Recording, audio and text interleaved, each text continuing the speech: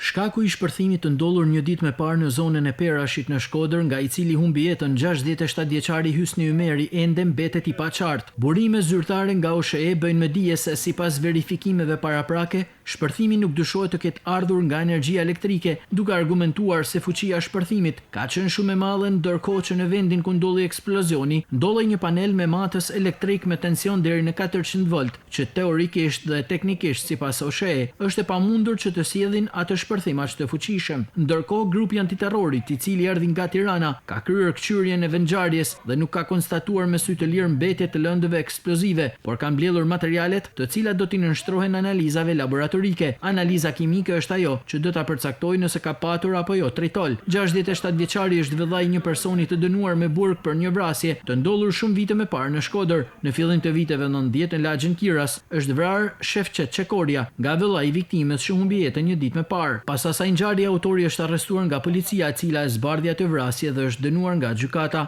Policia po pret vendimin final të antiterrorit nëse ka patur apo jo shpërthim me tritol, për t'i dhënë më pas orientimin e duhur hetimeve dhe për ta ndarë nëse është kriminale apo aksidentale.